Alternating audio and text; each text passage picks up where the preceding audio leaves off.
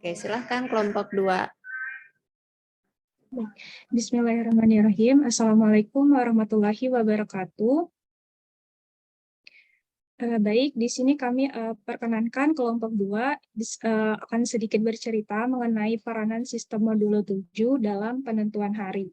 Adapun anggota kelompoknya yang pertama adalah Febi Ayuni Esya Putri, kemudian Hartina Pratiwi Lamela, dan saya sendiri Tika Ramadhani, kemudian Yosi Septi Handayani.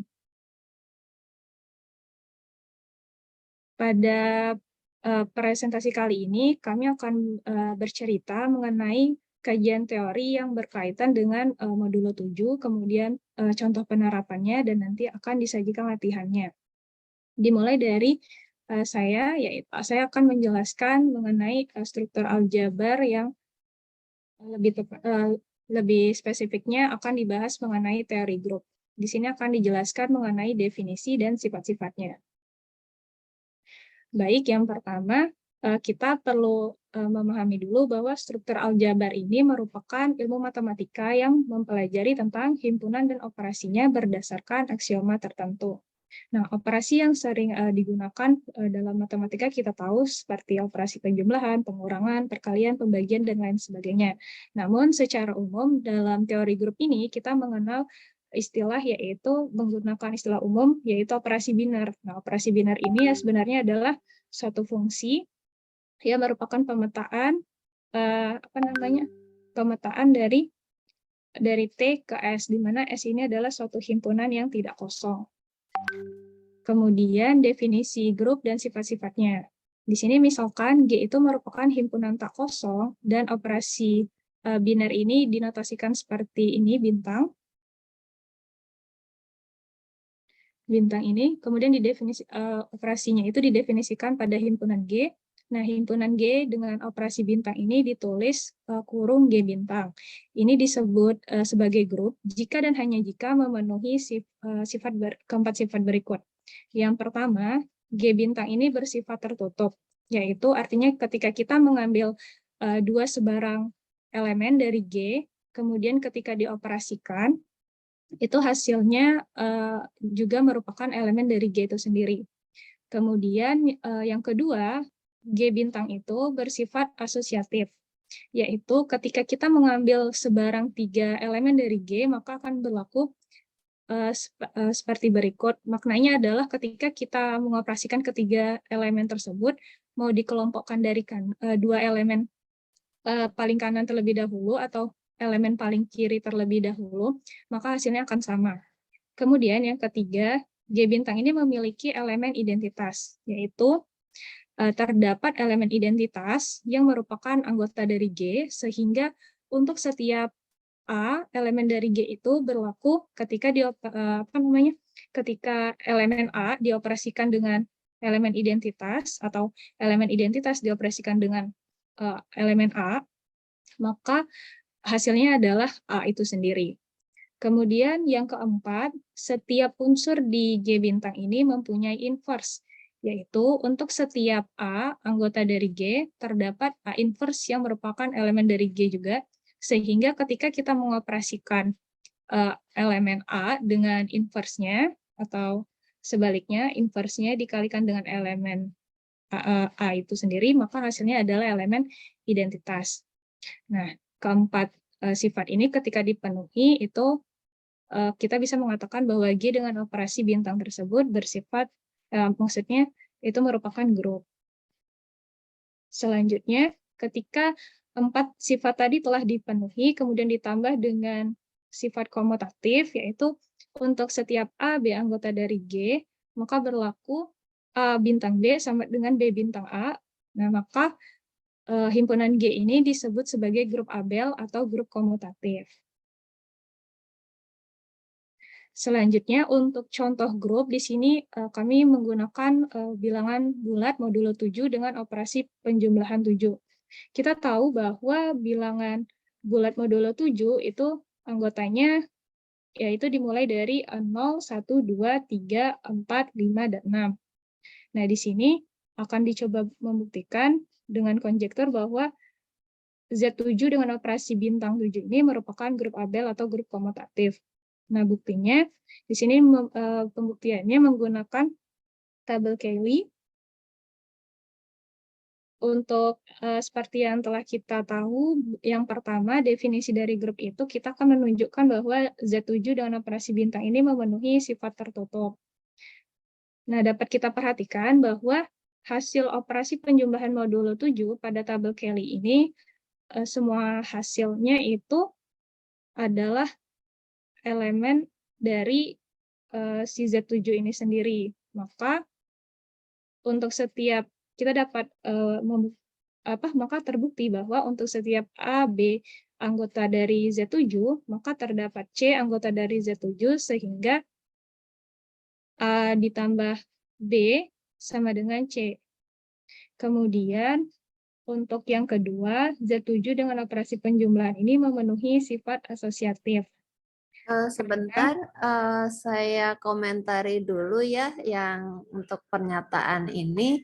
Ini lebih cocoknya tuh ditulisnya untuk setiap A, B di Z7, maka A tambah B ini berada di Z7 gitu. Oh, iya. Untuk mengatakan bahwa dia tertutup. Jadi tidak perlu ditulis terdapat C ini, langsung aja ini, maaf, langsung mau diganti ya. Iya, Bu, takut lupa. Oke, nah berarti saya clear aja ya. Langsung ditulis A tambah B elemen Z7 gitu. Nah gitu, itu untuk membuktikan bahwa dia tertutup.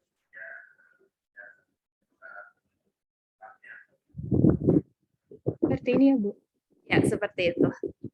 Ya. Terima kasih, Bu. Oke. Nah, selanjutnya akan ditunjukkan bahwa Z7 dengan operasi penjumlahan ini memenuhi sifat asosiatif. Nah, di sini itu dapat kita perhatikan bahwa di sini dimulai dari pengelompokan dua elemen paling kiri itu dioperasikan terlebih dahulu, kemudian dijumlahkan dengan elemen yang ketiganya. Dan di sini dicoba dioperasikan. Di sini kan A modulo 7 ditambah B modulo 7 dalam konteks penjumlahan modulo 7 itu hasilnya juga hasilnya itu masih di dalam konteks modulo 7 gitu. Nah, jadi kita dapat tulis penjumlahan ini itu sebagai berikut A ditambah B modulo 7. Kemudian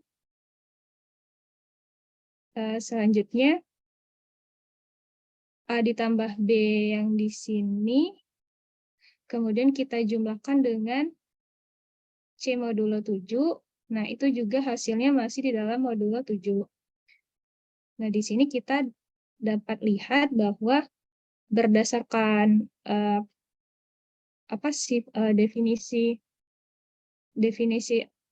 maksudnya berdasarkan sifat penjumlahan ini kan A, B, dan C itu juga merupakan bilangan caca kan ya. Nah, operasi bilangan caca itu kan memenuhi sifat asosiatif juga. Jadi kita dapat menyusun A ditambah kurung A ditambah B ditambah C itu sama dengan A ditambah B tambah C seperti ini. Kemudian ini dalam modulo 7. Kemudian dipecah lagi, kita dapat tulis seperti berikut. A modulo 7 ditambah tambah modulo 7. B ditambah C modulo 7. Kemudian ini sama dengan A modulo 7 ditambah modulo 7. Ini dipecah, penjumlahan ini kan masing-masing juga merupakan modulo 7. Jadi B modulo 7 ditambah C modulo 7. Jadi dari kiri ke kanannya itu sama. Jadi ketika kita mengelompokkan dari dua elemen paling kiri ataupun dua elemen paling kanan terlebih dahulu dioperasikan, itu hasilnya akan sama. Jadi terbukti bahwa untuk setiap A, B, C anggota dari Z7 itu berlaku kurung A ditambah B ditambah C sama dengan A ditambah kurung B tambah C. Saya komentar lagi ya, jadi mungkin di sini bukan konjektur, tapi kan emang bisa dibuktikan ya, mungkin bisa dibilang sebagai lema gitu ya. Salah mau dicoret. Oke.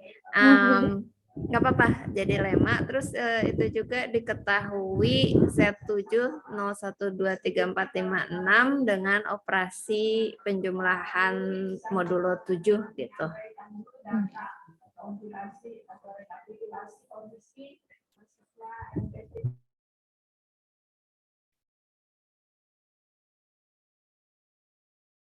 Oke, sudah boleh dilanjut. Baik, terima kasih, Bu.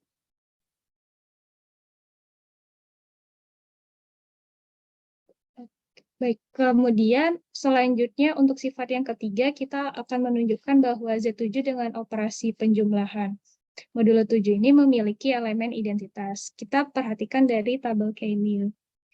Tabel Cayley ini, berdasarkan hasil operasi di sini, dapat kita perhatikan bahwa baris 0, ini baris 0, itu persis sama dengan baris yang paling atas. Maka 0 itu disebut 0 ini disebut sebagai identitas kiri. Serta ada kolom 0, yang ini, kolom 0 yang sama persis dengan kolom yang paling kiri. Sehingga 0 itu disebut sebagai elemen identitas kanan. Karena 0 ini memenuhi elemen identitas, disebut elemen identitas kiri dan elemen identitas kanan, maka 0 ini dapat kita nyatakan sebagai elemen identitas dari Z7 dengan operasi penjumlahan modulo 7. Jadi terbuktilah bahwa Z7 dengan operasi penjumlahan ini memiliki elemen identitas yaitu 0. Selanjutnya, untuk sifat yang ketiga, setiap anggota dari Z7 dengan operasi penjumlahan ini memiliki inverse karena berdasarkan hasil operasi pada tabel Cayley ini dapat kita perhatikan bahwa inverse dari 0 itu adalah 0 sendiri. Kemudian inverse dari 1 adalah 6, inverse dari 2 adalah 5, inverse dari 3 adalah 4, inverse dari 4 adalah 3, inverse dari 5 adalah 2, kemudian inverse dari 6 adalah 1. Jadi terbukti bahwa untuk setiap anggota dari Z7 ini memiliki inverse. Kemudian, nah ini kan sudah memenuhi grup ya, karena telah terpenuhi 4 sifat. Kemudian kita ingin membuktikan bahwa Z7 ini memenuhi sifat komutatif. Nah di sini dapat kita lihat bahwa letak anggota hasil operasinya ini pada bujur sangkar itu simetris terhadap garis diagonal utama. Hasilnya simetris.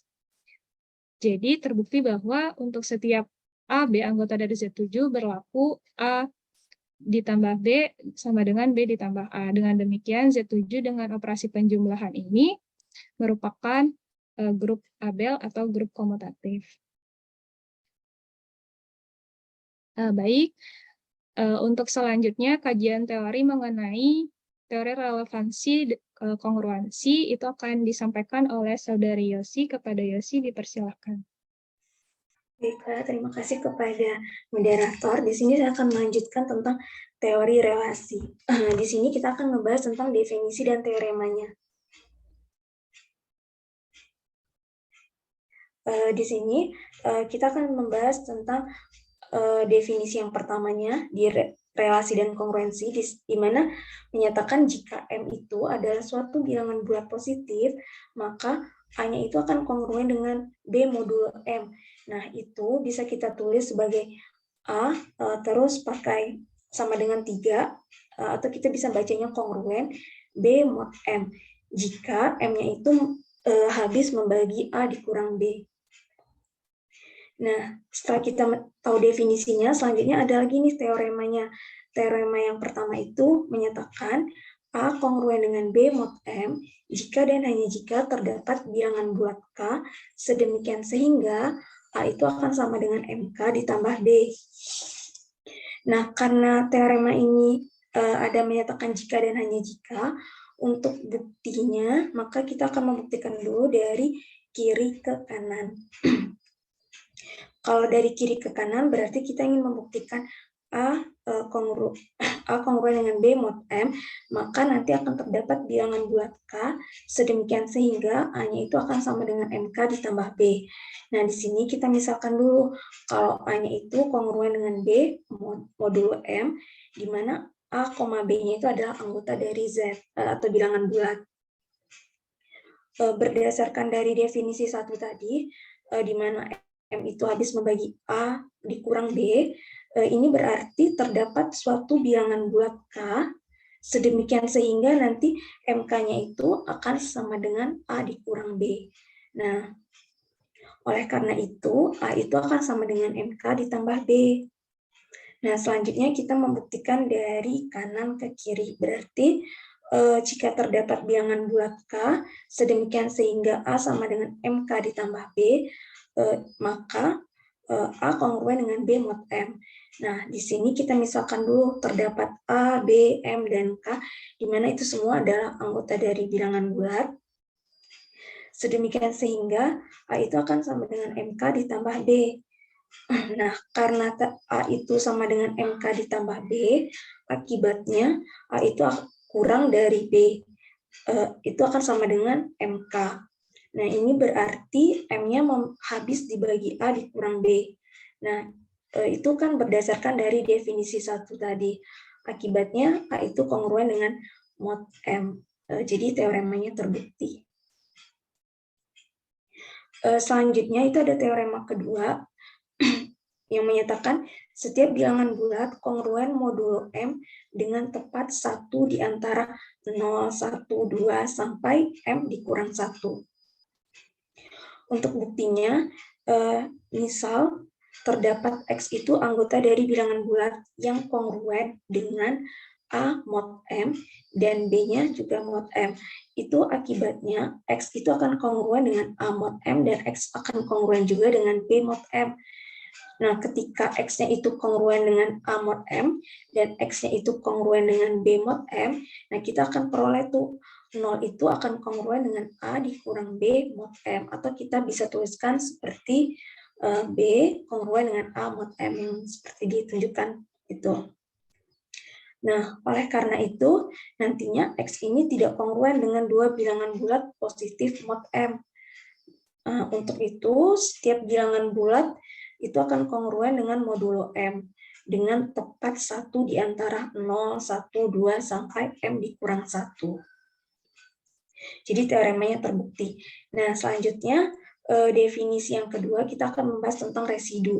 Nah, di sini menyatakan A itu kongruen dengan R mod M, dengan R-nya itu besar sama dengan 0 dan R-nya itu kecil dari M. Nah, R ini disebut residu atau sisa terkecil dari A modulo M.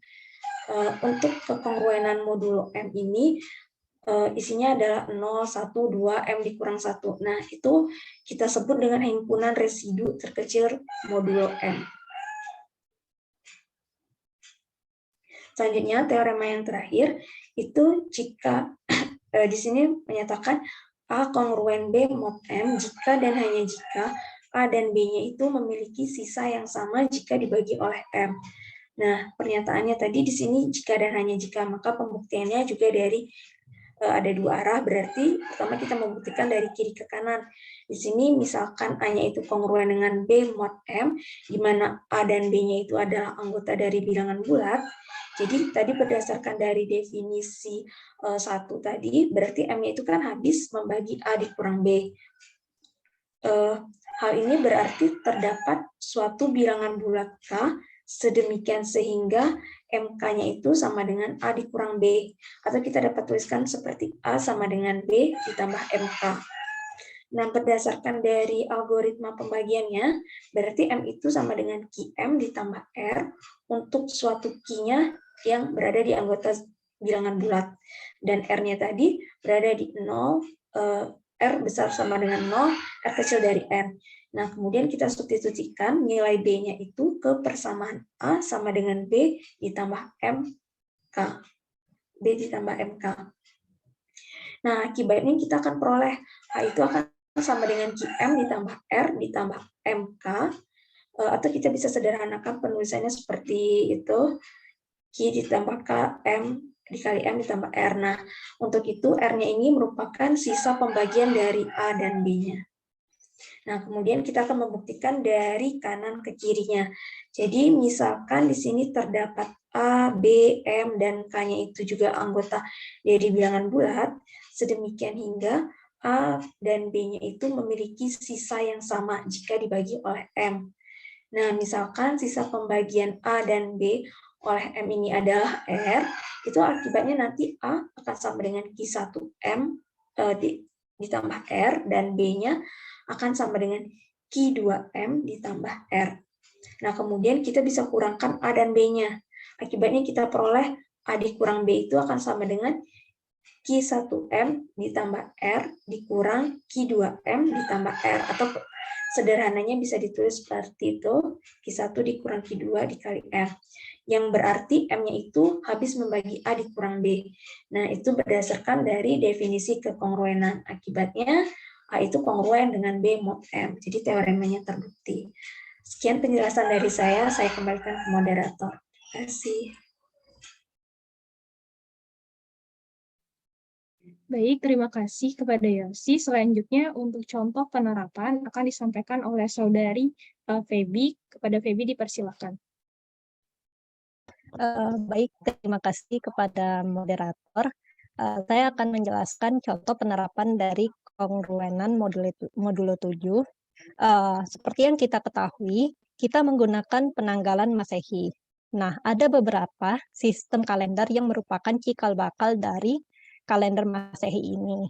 Yakni salah satunya yaitu sistem kalender yang disusun oleh Julius Caesar, di mana sistem ini intinya menggunakan pergerakan matahari untuk mengatur atau untuk menentukan panjang dari 1 tahun, di mana panjang 1 tahun diatur atau ditentukan menjadi 365 hari dan pada setiap 4 tahun sekali itu ada penambahan 24 jam, sehingga setiap 4 tahun sekali akan ada penambahan 1 hari, sehingga setiap 4 tahun sekali itu jumlah harinya 366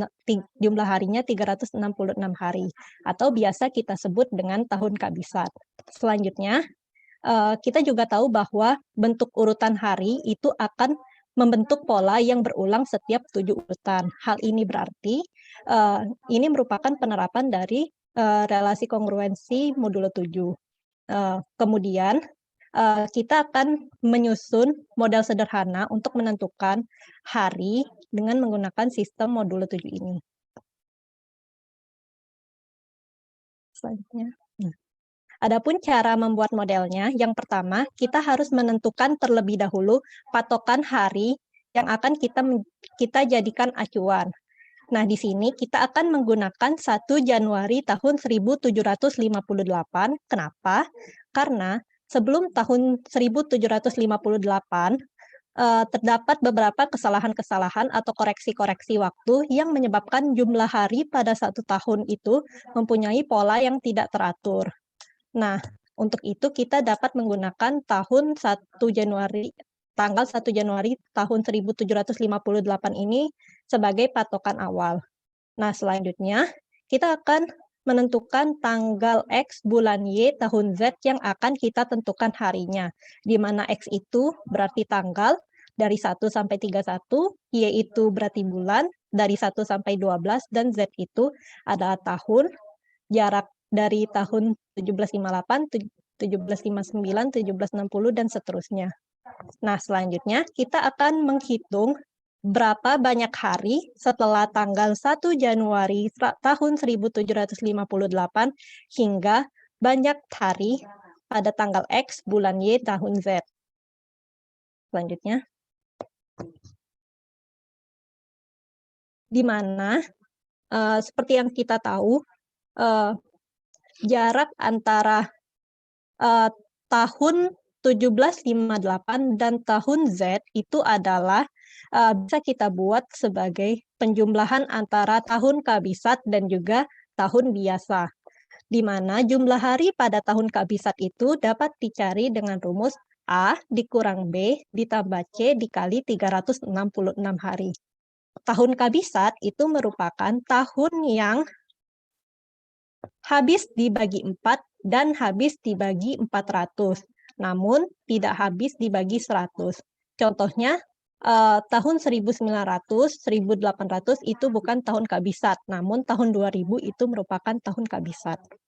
Sehingga kita harus mencari tahun yang pertama itu A, yaitu banyak tahun yang bilangan tahunnya dari tahun 1758 sampai tahun Z itu habis dibagi 4. Nah, nilai A itu dapat diperoleh dengan cara kita harus menentukan nilai T-nya terlebih dahulu, di mana T itu adalah Z, tahun yang akan kita tentukan itu, dikurang 1758.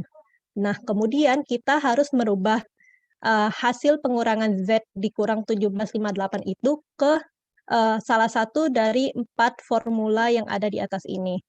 Jika T-nya bisa kita rubah dalam bentuk 4K, maka A akan sama dengan K. Jika T-nya bisa kita rubah dalam bentuk 4K kurang 1, maka A sama dengan K juga. Jika T-nya dapat kita rubah dalam bentuk 4K ditambah 1, maka A akan sama dengan K juga. Namun, jika T-nya dapat kita rubah dalam bentuk 4K dikurang 2, maka A itu akan sama dengan K dikurang 1. Kenapa? Karena, seperti yang kita tahu, tahun kabisat pertama yang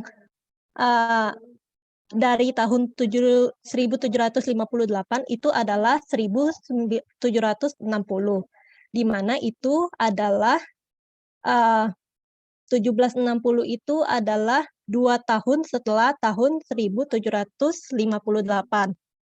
Nah, atau dapat kita tukar bentuknya jadi 4K dikurang 2.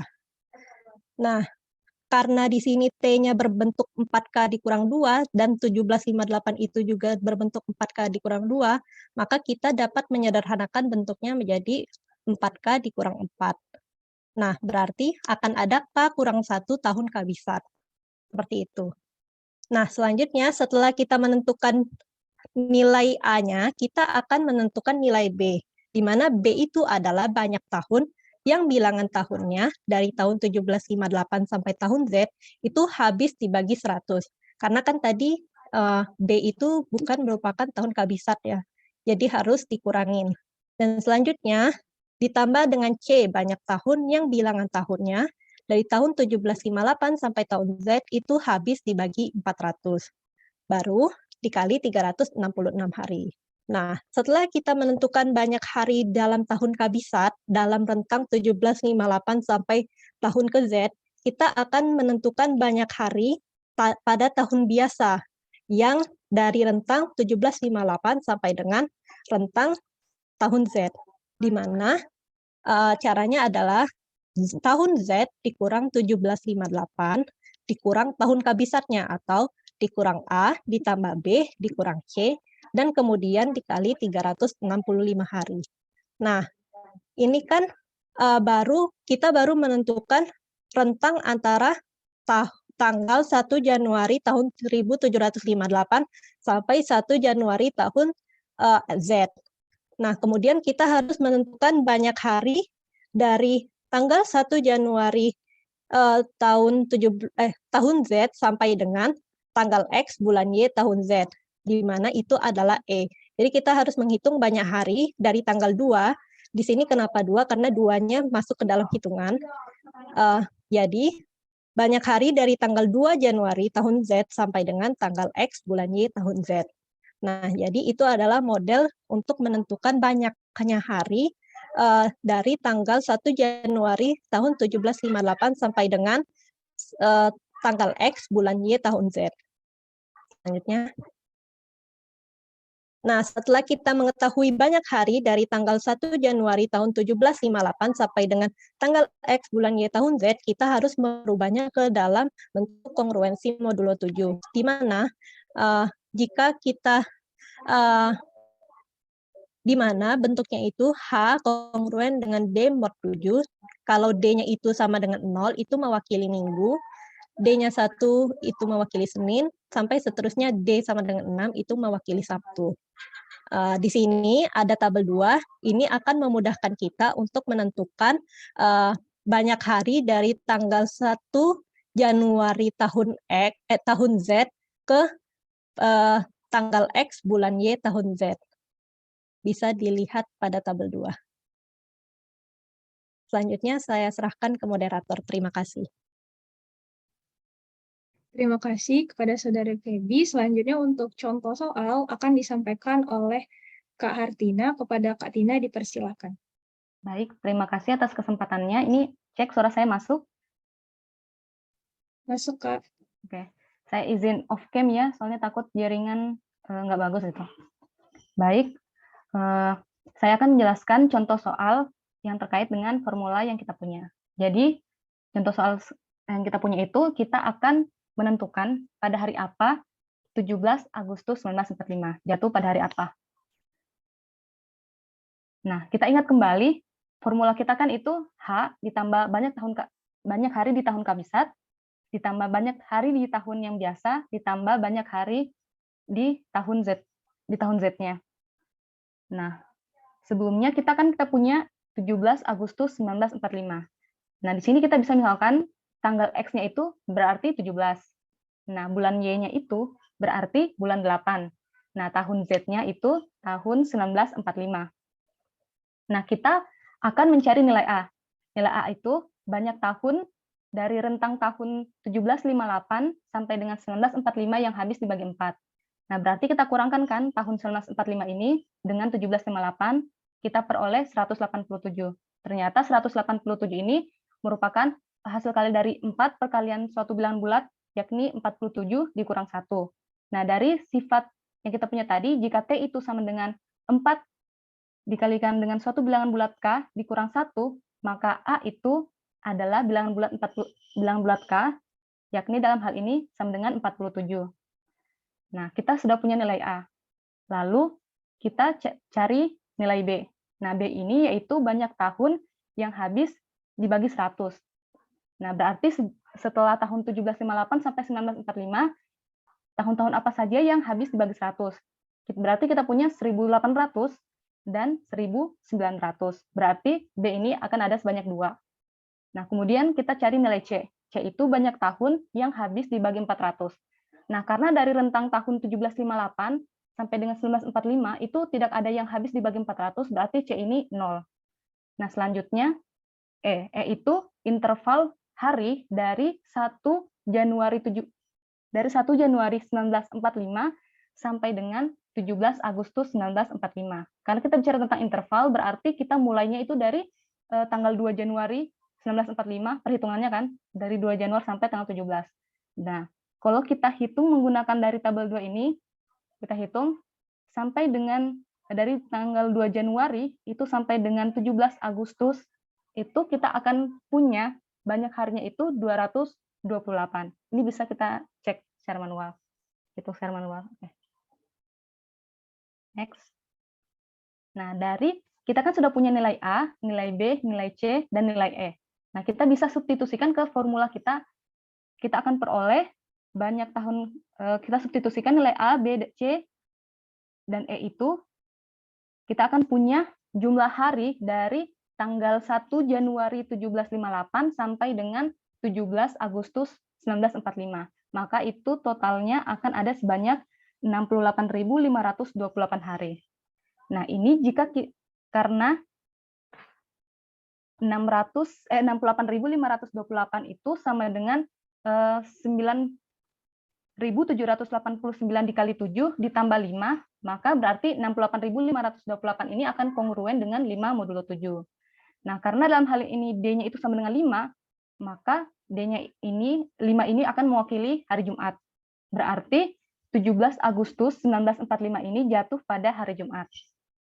Nah, kita sudah cek juga di kalender, ya, ternyata 17 Agustus 1945 itu merupakan hari Jumat. Nah, cara 2 ini kita bisa hitung satu-satu. Di sini maksudnya hitung satu-satu, kita hitung banyak hari untuk tahun kabisatnya, kita akan peroleh banyak harinya itu 16.470. Kemudian banyak hari untuk tahun biasanya, yang bukan tahun kabisat, itu akan sebanyak 51.830. Nah, kemudian banyak hari dari 1 Januari di tahun 1945 sampai 17 Agustus 1945 itu 228.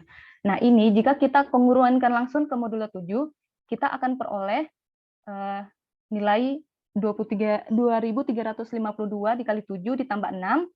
Kemudian kita akan punya dijumlahkan dengan 7.404 kali 7 ditambah 2, kemudian ditambah dengan 32 kali 7 ditambah 4. Nah, dalam sistem bilangan modulo 7 ini akan kongruent dengan 0 ditambah 6 ditambah 0 ditambah 2 ditambah 0 ditambah 4. Nah, karena 0 tambah 6 itu sama dengan 6, 0 tambah 2 juga sama dengan 2, dan 0 tambah 4 sama dengan 4, maka kita akan punya 6 tambah 2 tambah 4. Nah, karena 6 tambah 2 di modulo 7 itu sama dengan 1, maka kita punya 1 tambah 4. Nah, 1 tambah 4 ini sama dengan 5. Nah, 5 ini mewakili Jumat. Maka 17 Agustus itu jatuh pada hari Jumat. Oke. Next. Nah, selanjutnya, bagaimana dengan 17 Agustus 2036? Nah, di sini pertama teman-teman bisa cek ya, 2036 itu tahun kabisat. Oke, nah untuk contoh soal yang ini mungkin akan lebih mudah jika kita sajikan dengan menggunakan formula Excel.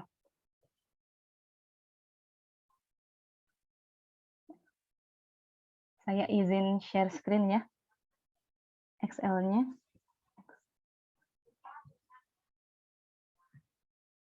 Nah, di sini kami coba sajikan untuk mencari penanggalannya dengan formula Excel. Nah, tadi kan kita punya X-nya itu 17, bulan Y-nya itu bulan 8, dan ini tampilan saya udah terlihat ya? Sudah terlihat. Baik, saya lanjutkan, dan kita punya tahun Z-nya itu 2036. Nah, kita ingin cari 17 Agustus 2036 ini jatuh pada hari apa? Dengan formula yang tadi, kita bisa cari nilai A. Nah, sebelum kita cari nilai A, kita cari dulu nilai T. Nilai T ini kan itu sebagai Z kurang 1758. Berarti kita punya nilai Z dikurang 1758. Nah, kemudian T ini kita bisa bagi dengan 4 karena formulanya kan sifatnya kan itu dengan perkalian 4. Nah, karena kita punya T per 4 itu 69,5. Nah, di sini perhatikan bahwa jika T per 4 itu bilangan digitnya itu 0, maka kita pakai 4K, T sama dengan 4K dengan A itu sama dengan K itu sendiri. Kemudian jika digit terakhir dari T per 4 itu 0,25, maka kita gunakan T sama dengan 4K tambah 1 dengan A sama dengan K. Kemudian jika T itu sama dengan digit terakhir dari T per 4 itu 0,5, maka kita gunakan T sama dengan 4K kurang 2. Sehingga A itu sama dengan K kurang 1. Kemudian jika T itu digit terakhir dari T per 4 itu 0,75, maka kita gunakan T sama dengan 4K kurang 1 dengan A itu sama dengan K itu sendiri. Dengan demikian kita bisa punya peraturan jika digit terakhirnya itu kurang dari 0,5, maka dalam fungsi Excel ini kita bisa gunakan fungsi floor, yaitu pembulatan ke bawah. Nah, jika digit terakhirnya itu besar sama dengan 0,5, kita bisa gunakan fungsi ceiling, yaitu pembulatan ke atas. Nah, kita perhatikan bahwa karena T per 4 yang kita punya ini 69,5, yaitu digit terakhirnya 0,5, maka nilai K itu kita bisa cari dengan menggunakan fungsi ceiling math, sama dengan ceiling math.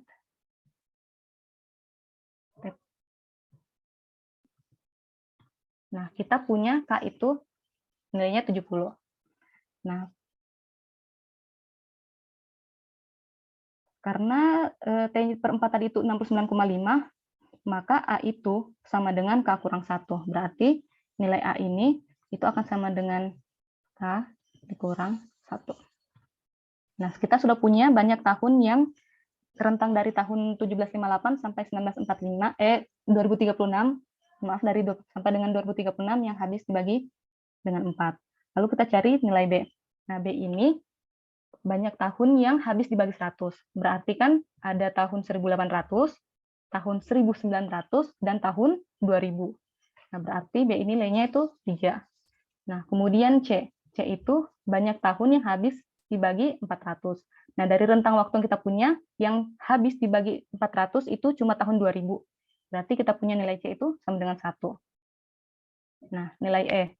Nilai E itu kan interval dari tanggal 1 bulan 1 2036 sampai dengan tanggal 17 bulan 8 2036.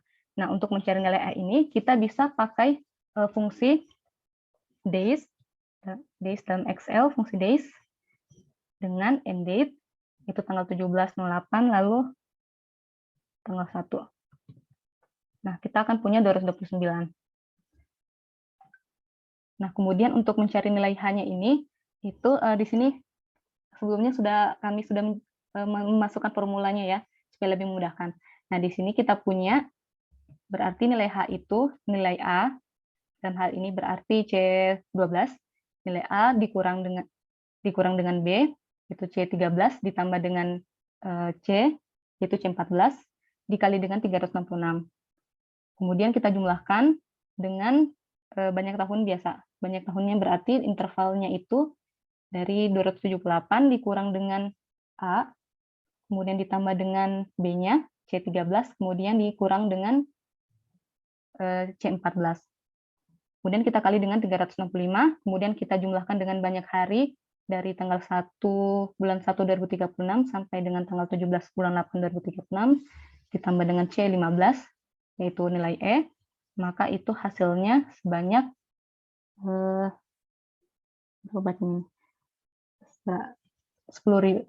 ribu, 101.766. 101.766. 101.766. Ya, 101.766. Oke, kemudian kita punya D itu yaitu modulo dari H ini. H ini akan kongruen dengan D modulo 7. Maka kita masukkan rumusnya itu sama dengan modulo dengan nilai H, kemudian dengan 7, yaitu modulo 7-nya, divisi pembaginya, dan kita enter, itu hasilnya ternyata 0. Nah, kita lihat bahwa jika D-nya itu sama dengan 0, maka D-nya itu mewakili hari Minggu. Nah, berarti 17 Agustus tahun 2036 itu akan jatuh pada hari Minggu. Dan kita juga sudah bisa mengecek ya, kita bisa mengecek pada tanggal sekian itu ternyata tepat pada hari Minggu. Mungkin untuk penjelasan formula Excel-nya seperti ini, saya kembalikan kepada moderator. Terima kasih. Terima kasih Kak Tina. Baiklah, berikutnya sesi tanya jawab kepada teman-teman yang ingin bertanya, dipersilakan. Izin mau bertanya. Silakan. Kan tadi sempat ini ya, ngejelasin kalau memilih, kan T itu kalau nggak salah tadi ada 4 kemungkinan ya, ada 4K, 4K-1 kalau nggak salah ya. Ya kan? Iya. Ya. 4K, 4K, ya. Yang itu. Nah, mungkin nggak kalau nilai T-nya itu kan itu kan bisa dibuat jadi 4K-1 sama 4K biasa ya, atau misalnya kelipatan 4 kan ya. Nah, ada nggak kemungkinan si T-nya itu bisa jadi dua arti gitu. Jadi bisa 4K, bisa 4K-1 gitu, atau itu udah pasti tepat gitu. Itu aja sih. Terima kasih. Sama ada satu lagi pertanyaan sih, tapi itu dulu.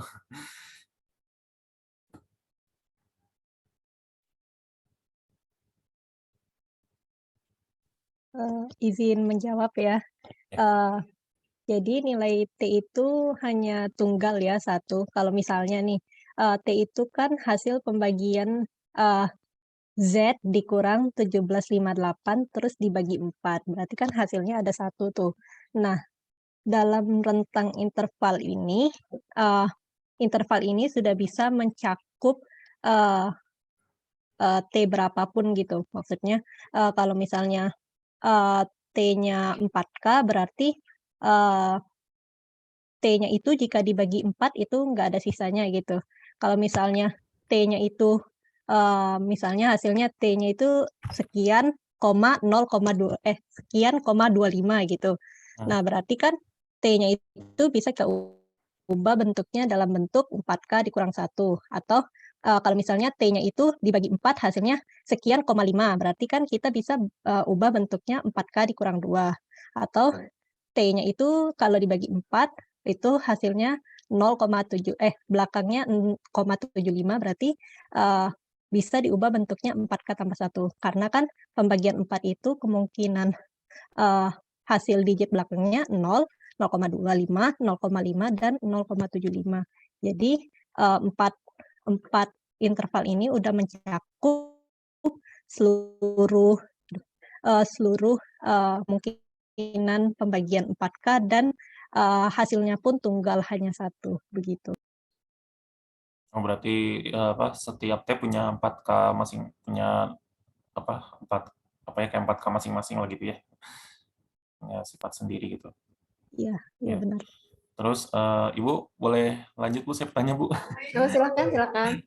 Terus yang kedua kan tadi pada saat menentukan hari kan hari Minggu kan startnya dari 0 ya, startnya dari 0 ya, 0 Minggu, Senin, Sabtu sama itu ya. Nah, terus kan untuk menentukan D-nya kan harus di H kongruen D mod 7 ya, tadi kan? Iya, benar. Nah, apakah D-nya itu sama juga, tunggal juga itu, tepat D segitu gitu, untuk H-nya sekian gitu? Iya, tunggal juga. Karena kan sisa dari pembagian 7 kan bisa 0, 1, 2, 3, 4, 5, 6. Oh iya, modulo ya. Iya, modulo. Oh, iya. Ya, itu aja. Terima kasih. Terima kasih Bu. Oke. Ini saya ada pertanyaan dulu ya. Tadi kan kita starting point-nya 1 Januari 1758. Tapi kalau dilihat dari rumusnya kelihatannya bisa ya, misalkan startingnya diganti misalnya 1 Januari 2000 gitu. Kan mungkin tinggal si A-nya atau B-nya, saya lupa tadi yang mana yang nanti dikurangi dengan 2000 gitu, 1758-nya diganti. Bisa ya? Bisa, Ibu. Tapi tadi saya masih pakai 1 Januari ya. Kalau misalkan bukan 1 Januari, misalkan berapa ya, 18 Februari 2015 gitu, kira-kira bisa nggak?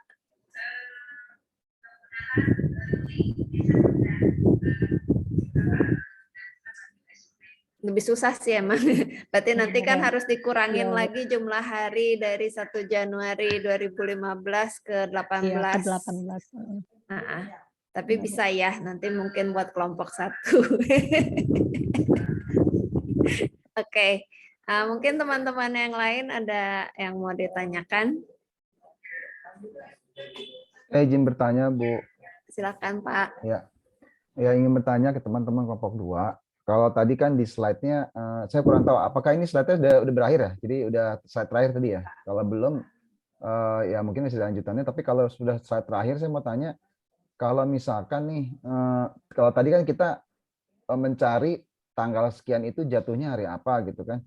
Tapi kalau misalkan saya mau tahu tanggal sekian hari Minggu, kira-kira 79 hari lagi itu hari apa gitu. Tanggal berapa, bulan berapa, bulan berapa, tahun berapa gitu. Jadi tahu tanggalnya gitu. Jadi bukan hari aja gitu. Kira-kira gimana ya kalau kayak gitu ya?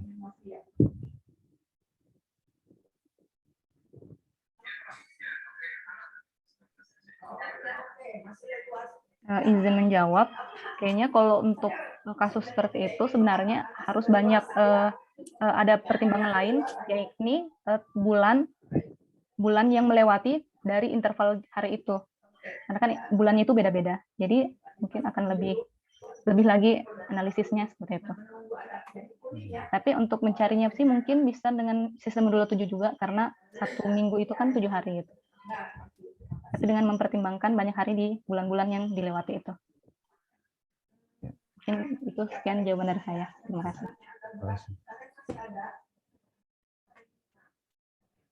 Oke, jadi intinya bisa, cuma akan lebih rumit karena harus mempertimbangkan berapa hari lagi tuh lewatin bulan apa aja gitu ya. Jadi mungkin kalau tadi kan bisa dibilang agak linier, kita bisa menggunakan konsep teori grupnya gitu dengan penjumlahan dan beberapa kasus saja gitu ya. Kalau ini lebih banyak lagi gitu yang kasus yang harus dipertimbangkan kalau masalahnya seperti itu. Tapi bukan nggak bisa ya, bisa aja, cuma lebih rumit. Oke, teman-teman yang lain. Izin bertanya Bu, sekaligus konfirmasi. Ya. Tadi kan ada penentuan nilai E ya. Terus sama tadi ada tabel 2 yang dari Januari sampai Desember itu. Nah, itu bagaimana ya untuk kakak-kakak semua yang apa sih untuk bulan Februari yang 28 atau 29 harinya gitu. Boleh dijelaskan kembali itu. Soalnya kan itu untuk penentuan nilai E juga. Ya, makasih. Izin menjawab ya, Kak. Untuk yang tabel 2 tadi itu kan banyak hari dari masing-masing bulan. Jadi patokan kita itu adalah 1 Januari atau 2 Januarinya itu dihitung gitu. 1 Januarinya nggak dihitung. Jadi kalau untuk menentukan nilai E, misalnya kita mau menentukan 1 Maret nih, berarti jarak dari 2 Januari ke 31 Januari itu kan jumlah harinya 30. Kalau misalnya tahunnya kabisat berarti ditambah 29, tapi kalau misalnya tahunnya tidak kabisat berarti ditambah 28. Nah, berarti jarak antara jarak antara tanggal 1 Januari tahun Z ke 1 Maret tahun Z itu adalah 30 ditambah 28 ditambah 1 itu kalau tahun biasa, atau kalau misalnya tahun kabisat 30 ditambah 29 ditambah 1 begitu. Ini gunanya tabel 2 ini, Kak. Begitu. Makasih Kak Febi. Ya, Kalau ngitung jarak itu tadi berarti tanggal 2-nya diambil gitu ya? Iya, Bu, benar, Bu. Jadi selalu 30 tambah sekian gitu ya? Iya, Bu, benar. Oke, apakah ada pertanyaan lagi?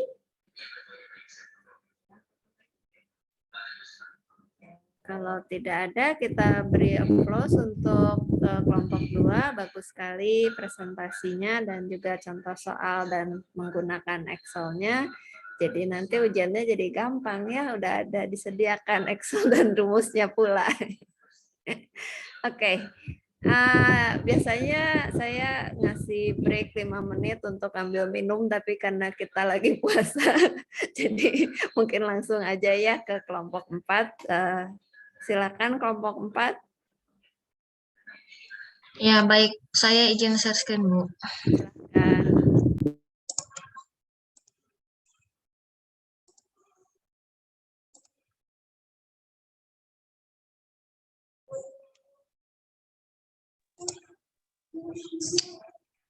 Baik, Assalamualaikum warahmatullahi wabarakatuh.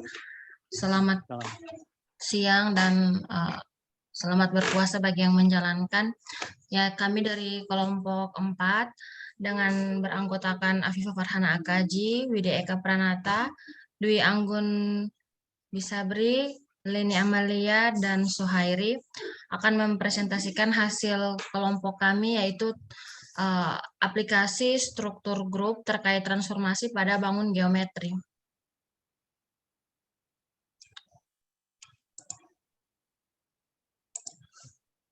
Nah, pada hal ini akan dibahas terkait bab 1, bab 2, bab 3, dan bab 4, yang dimana isi dari bab 1 adalah latar belakang, rumusan masalah, tujuan penelitian, bab 3, bab 2 adalah kajian teorinya dengan ada refleksi rotasi, tabel Cayley dengan grup, bab 3 ada pembahasan soal seperti contoh soal, dan bab 4 ada kesimpulan.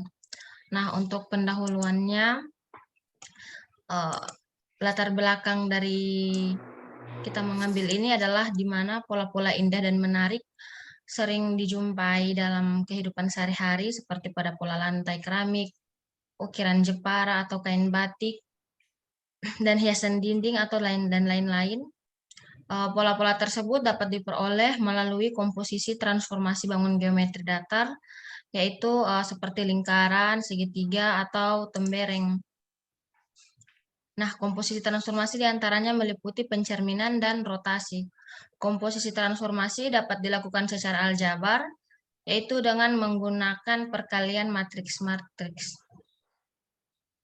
Himpunan yang beranggotakan unsur-unsur komposisi transformasi dapat membentuk sebuah grup, dan untuk grup merupakan suatu struktur aljabar yang terdiri dari sebuah himpunan dan sebuah operasi yang menggabungkan sebarang dua elemen himpunan untuk membentuk elemen baru. Nah, untuk kajian teori akan disampaikan oleh rekan saya. Dipersilahkan, Kak.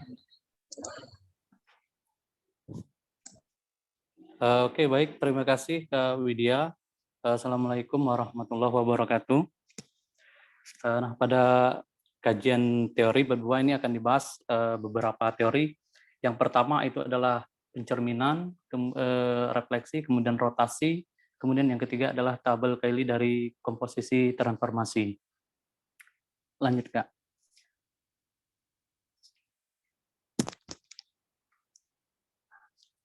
Refleksi atau pencerminan adalah suatu transformasi yang membinakan tiap titik pada bidang dengan menggunakan sifat bayangan oleh suatu cermin.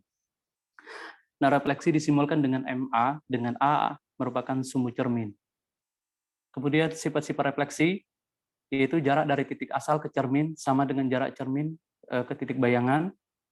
Kemudian garis yang menghubungkan titik asal dengan titik bayangan tegak lurus terhadap cermin. Kemudian garis-garis yang terbentuk antara titik-titik asal dengan titik-titik bayangan akan saling sejajar. Nah, contoh pada gambar bola dicerminkan, misalkan bola itu adalah titik A dan A aksen adalah bayangan, di mana jarak antara A dengan cermin akan sama dengan A aksen terhadap cermin. Kemudian apabila dihubungkan A dengan A aksen akan tegak lurus terhadap cermin.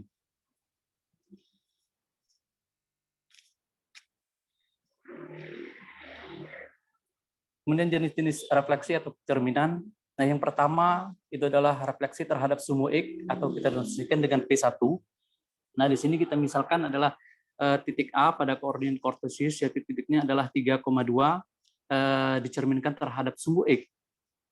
Maka hasilnya adalah 3,-2.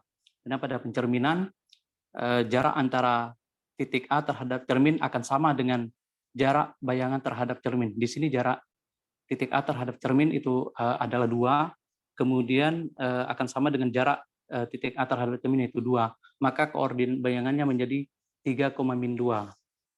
Nah, berdasarkan pada gambar di atas, secara umum diperoleh jika titik A, X, Y dicerminkan terhadap sumbu X, maka akan menghasilkan aksen X, min Y.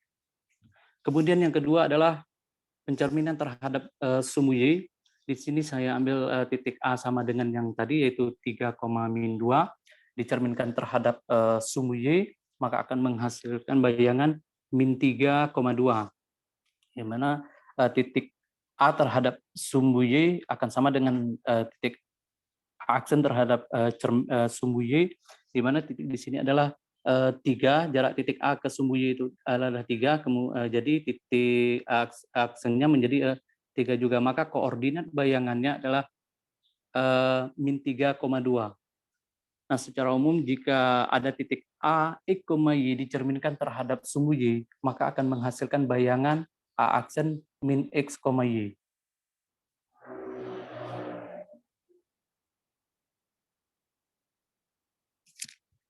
Lanjut, ya. Kemudian yang ketiga adalah pencerminan terhadap garis Y sama dengan X. Tampak pada gambar, misalnya di gambar kita misalkan titik A adalah 4,2, kemudian dicerminkan terhadap garis Y sama dengan X, maka A aksennya menjadi adalah 2,4. Nah, di sini jika titik A, X, Y dicerminkan terhadap garis Y sama dengan X, maka akan menghasilkan bayangan A aksen Y, X. Kemudian pencerminan keempat yaitu pencerminan garis Y sama dengan min X, atau kita nasikan dengan P4. titiknya contohnya kita ambil 4,2, kemudian dicerminkan terhadap garis Y sama dengan min X, maka akan menghasilkan bayangan yaitu min 2, min 4. Nah, di sini secara umum jika titik A, X, Y dicerminkan terhadap garis Y sama dengan min X, maka akan menghasilkan bayangan A aksen min Y, min X.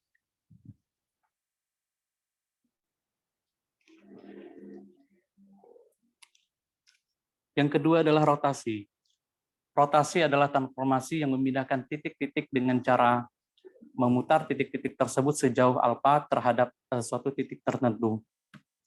Rotasi pada bidang datar ditentukan oleh titik pusat rotasi, besar sudut rotasi, kemudian arah sudut rotasi. Sudut rotasi merupakan sudut antara garis yang menghubungkan titik asal dan pusat rotasi yang menghubungkan titik bayangan dan pusat rotasi. Dan jika arah rotasi diputar searah jarum jam, maka besar sudut rotasi adalah negatif atau negatif alfa. Jika arah rotasi diputar berlawanan arah jarum jam, maka besar sudut rotasi adalah positif. Dan rotasi dinotasikan dengan R, P, alfa, di mana P merupakan pusat rotasi dan alfa adalah besar sudut rotasi.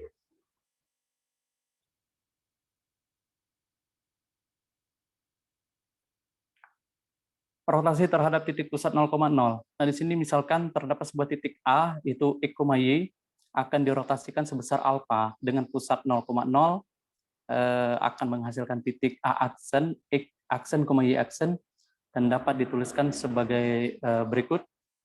A, X, Y dirotasikan sebesar alfa terhadap titik pusat 0,0, kemudian menghasilkan bayangan titik X aksen, Y aksen, dengan X aksen Y aksen sama dengan cos alfa, sin alfa, cos alfa dikalikan X, Y.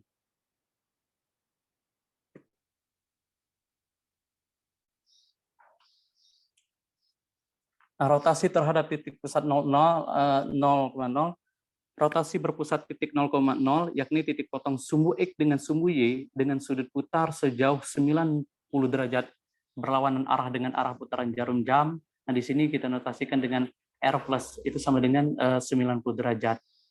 Kemudian rotasi berpusat di titik 0,0, yakni titik potong sumbu X dengan sumbu Y dengan sudut putar sejauh 90 derajat searah dengan arah putaran jarum jam, maka dinotasikan dengan R min atau R min 90 derajat. Kemudian rotasi berpusat di titik 0,0, yakni titik potong sumbu X dengan sumbu Y dengan sudut putar sejauh 180 derajat, dinotasikan dengan R kuadrat atau sama dengan R 180 derajat.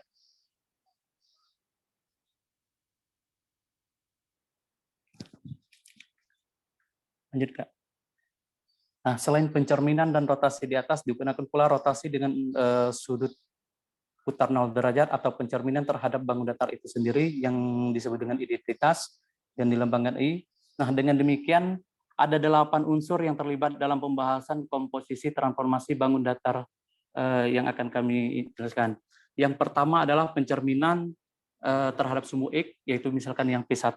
Yang kedua adalah pencerminan terhadap sumbu Y atau P2, kemudian pencerminan terhadap garis Y sama dengan X sama dengan P3, kemudian pencerminan terhadap garis Y sama dengan X,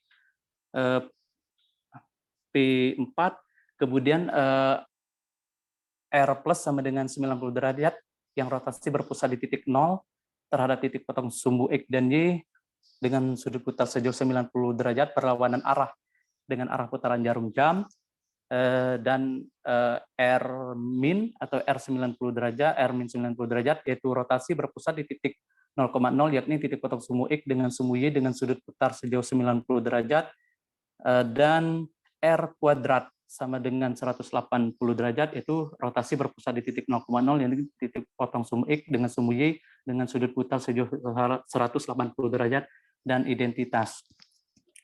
Nah, mungkin itu penjelasan pencerminan dan rotasi. Nah, selanjutnya saya kembalikan ke moderator untuk penjelasan tabel Cayley dari komposisi transformasi. Belum ada tabelnya ya tadi yang 8 transformasi itu apa aja gitu ya?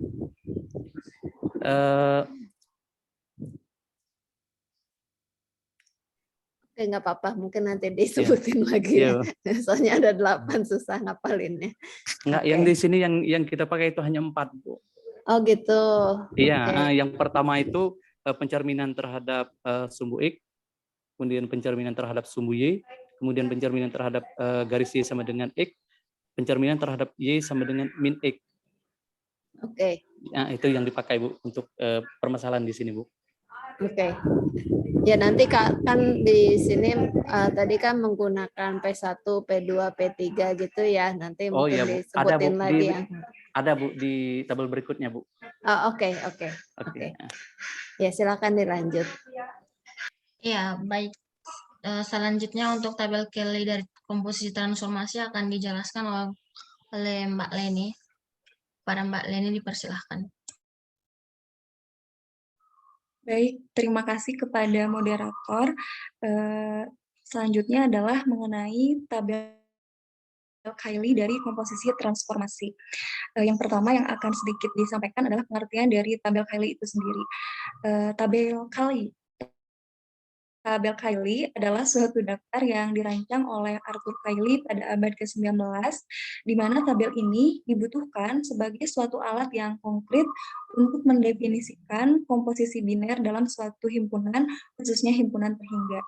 Kemudian, karena kita akan membuat tabel Kylie dari komposisi transformasi, akan dijelaskan juga pengertian dari komposisi transformasi. Komposisi transformasi menggunakan lambang O atau dibaca bundaran yang diartikan sebagai diteruskan atau dilanjutkan dengan. Nah, di sini misalkan kita punya lingkaran 1, yang dimana lingkaran 1 ini dicerminkan terhadap garis Y sama dengan X, menghasilkan bayangan lingkaran 2. Kemudian lingkaran 2 dilanjutkan diputar dengan operasi R negatif, atau tadi sudah dijelaskan sebelumnya oleh Kak Suhairi, R negatif itu adalah rotasi sejauh negatif 90 derajat atau rotasi 90 derajat searah dengan arah jarum jam, di mana akhirnya akan menghasilkan lingkaran 3. Komposisi transformasi ini dapat dilambangkan dengan R negatif bundaran P3 terhadap lingkaran 1. Nah, di sini tadi dijelaskan bahwa lingkaran 1 pertama dicerminkan terhadap garis Y sama dengan X, di mana pencerminan terhadap garis Y sama dengan X ini merupakan atau dilambangkan dengan P3. Kemudian tadi dilanjutkan dengan diputar sejauh 90 derajat searah jarum jam atau negatif 90 derajat, di mana di sini dilambangkan dengan R negatif. Untuk penulisannya, karena yang pertama dilakukan adalah dicerminkan terhadap garis Y sama dengan X atau P3, maka P3 ditulis belakangan. Sehingga yang ditulis di awal R negatif terlebih dahulu, kemudian bundaran, kemudian P3, kemudian titik yang kita cerminkan atau komposisi transformasikan. Di sini lingkaran 1. Selanjutnya, karena P3 terhadap lingkaran 1 menghasilkan lingkaran 2, dan lingkaran 2 ini selanjutnya dirotasikan negatif, maka di sini sama dengan R negatif lingkaran 2, sama dengan lagi akhirnya akan menghasilkan lingkaran 3. Itu untuk penulisannya. Selanjutnya,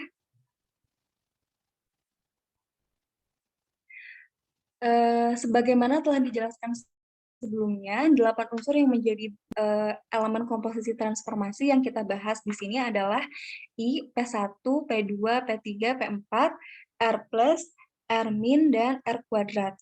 Di mana I tadi adalah rotasi terhadap 0 derajat, kemudian P1, P2, P3, dan P4 adalah pencerminan, kemudian R+, R-, dan R2 adalah rotasi. Nah, selanjutnya, dengan menggunakan matriks-matriks yang mewakili masing-masing transformasi, yakni jadi setiap transformasi geometri yang kita bahas, yaitu ke-8 transformasi geometri ini, masing-masing mempunyai matriks yang bersesuaian, di mana matriks-matriks ini diperoleh dari tadi gambaran yang sudah disampaikan oleh Kak Suhairi.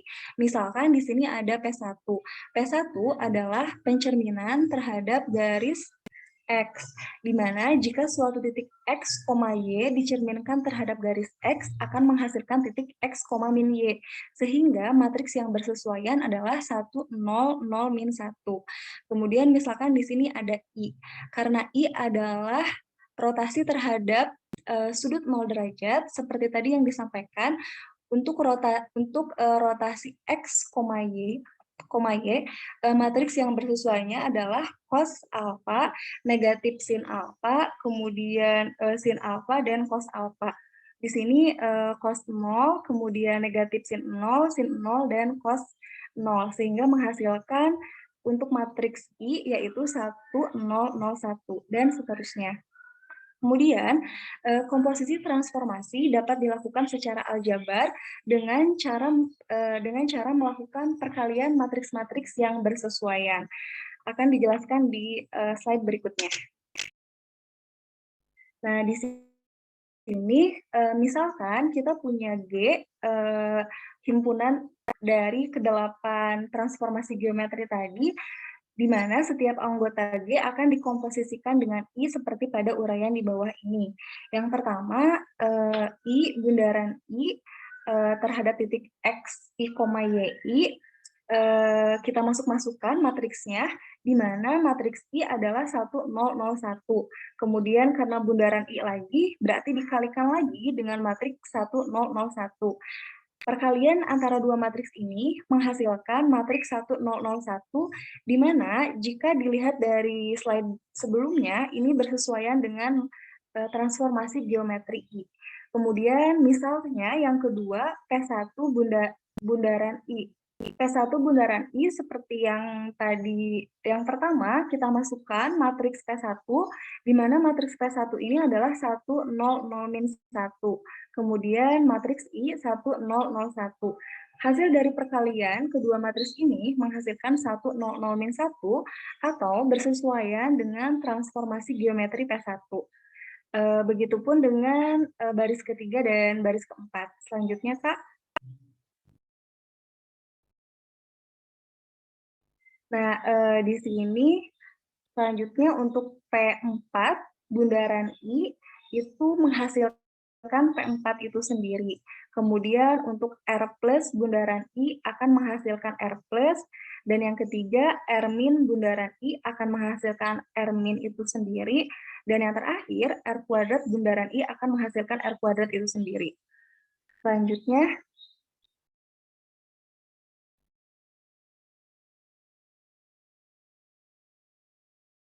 nah kalau tadi kami mencoba dikomposisikan dengan matriks I, untuk yang slide ini kami coba komposisikan himpunan G ini dengan P1 seperti uraian di bawah ini.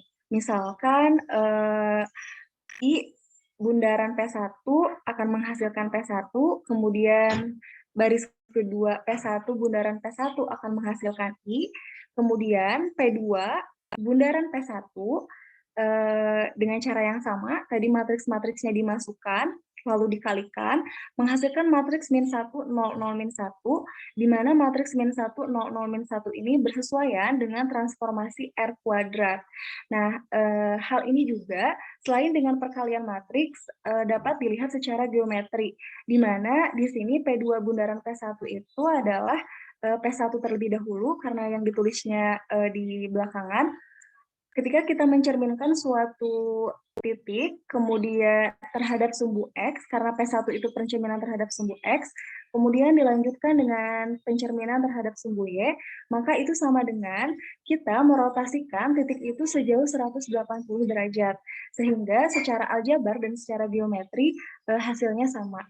Begitupun dengan baris keempat, di mana P3 bundaran P1 sama dengan R positif.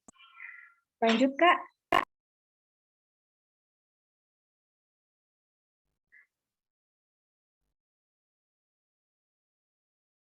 Slide selanjutnya, di sini dengan cara yang sama, ketika kita mengkomposisikan P4 bundaran P1 itu sama dengan R negatif. Kemudian baris kedua R positif bundaran P1 sama dengan P3. Kemudian yang ketiga ini R negatif bundaran P1 sama dengan P4. Dan yang terakhir R kuadrat P1 bundaran P1 sama dengan P2. Dengan cara yang sama, masing-masing dari himpunan tadi kita transformasikan dengan himpunan itu sendiri, maka akan diperoleh tabel Cayley seperti di slide berikutnya. Nah, di sini dari hasil tadi kita mengkomposisikan setiap himpunan G, maka akan diperoleh tabel Cayley seperti gambar di sini. Cara membacanya adalah dari baris dulu, baru ke kolom. Jadi dari pinggir, misalnya di sini I bundaran I, maka akan menghasilkan I. Kemudian P1 bundaran I sama dengan P1. Atau misalnya baris ketiga, jika kita akan mengkomposisikan P2 bundaran dengan P3, misal akan menghasilkan R+. Di sini terlihat bahwa hasil dari komposisi masing-masing anggota himpunan G adalah anggota himpunan itu sendiri. Itu untuk tabel Cayley dari komposisi transformasi. Selanjutnya, Kak. Selanjutnya, untuk kajian teori dari teori grup itu sendiri, barangkali seperti yang sudah dijelaskan oleh kelompok berikutnya, pengertian dari suatu grup adalah pasangan terurut yang ditulis G, misalkan operasi bintang, di mana G adalah suatu himpunan dan bintang adalah operasi biner pada G yang memenuhi aksioma berikut. Yang pertama, dikatakan tertutup untuk semua A, B anggota G, jika A bintang B adalah anggota G. Kemudian yang kedua, asosiatif, di mana jika A bintang B kurung tutup bintang C akan menghasilkan A bintang kurung tutup B bintang C untuk semua A, B, dan C anggota G.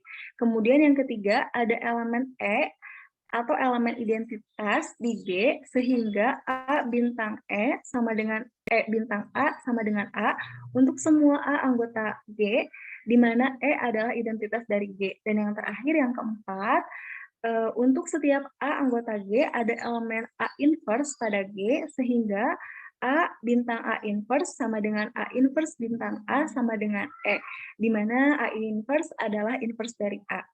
Sekian dari saya kembalikan kepada moderator. Baik, selanjutnya untuk pembahasan akan dijelaskan oleh Mbak Afifah. Kepada Mbak Afifah dipersilahkan.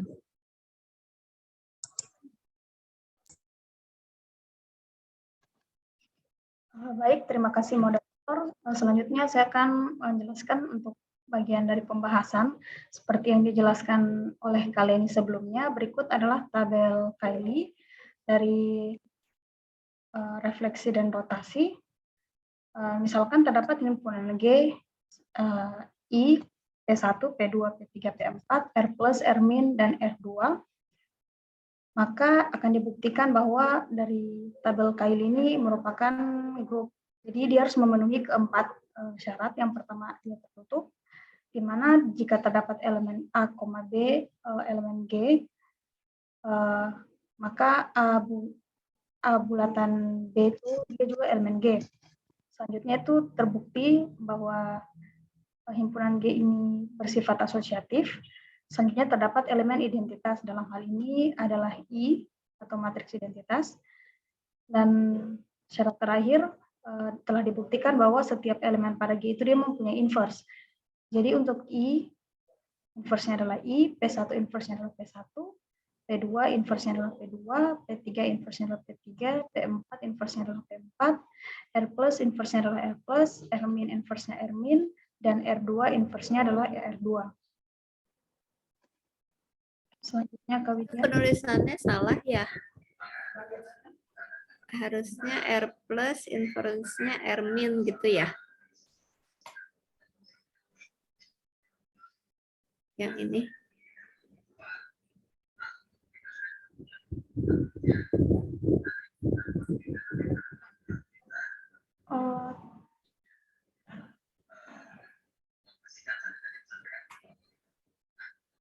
ini salah nulis aja kan?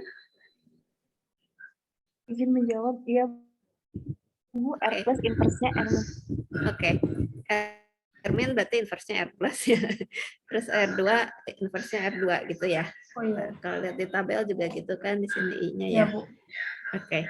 Ya, tapi sebenarnya tanpa baca ini juga kita bisa baca dari tabel ya. Di sini kan I-nya di sini berarti kan yang salah. Maaf keterusan. Yang ada I-nya cuma sampai situ tadi. Jadi yang ini salah. Maksud saya ini I berarti P2 dengan P2, terus P3 dan P3, terus ada I di sini, dan I di sini gitu ya. Oke. Ya silakan dilanjut. Ya, terima kasih Bu. Nah, berikut adalah penerapan dari untuk himpunan G-nya, refleksi dan rotasi. Jadi di sini kami menggunakan penerapan pada pola, di mana kami menggunakan refleksi ada 4. Yang pertama pencerminan terhadap sumbu X yang dinotasikan dengan P1. Kedua, pencerminan terhadap sumbu Y dinotasikan dengan P2. Ketiga, pencerminan terhadap garis Y sama dengan X dinotasikan dengan P3. Dan keempat itu pencerminan terhadap garis Y sama dengan X dinotasikan dengan P4. Nah, selanjutnya rotasi yang kami gunakan itu ada 3 dengan pusat di titik 0,0, yaitu ketika dia berputar 90 derajat berlawanan arah dengan jarum jam, dinotasikan dengan R+. Kemudian dengan pusat di 0,0 juga ketika berputar sejauh 90 derajat searah dengan putaran jarum jam, dinotasikan dengan R-. Dan ketika berputar 180 derajat terhadap titik pusat 0,0 dinotasikan dengan R2. Selanjutnya ke Widya. Sebentar, itunya ya, notasinya nanti diperbaiki. Ini kan nggak pakai V ya harusnya ya. Terus ini mungkin Iya, Bu. dibuat kecil gitu supaya tidak terbaca sebagai PY sama dengan X ya. Dibuat subscript gitu, dibuat kecil yang ini ya. Supaya nggak membingungkan, jadi kan yang dimaksud adalah P3 sama dengan P, Y sama dengan X gitu, jadi ini dibuat kecil. Oke, silakan. Terima kasih Bu.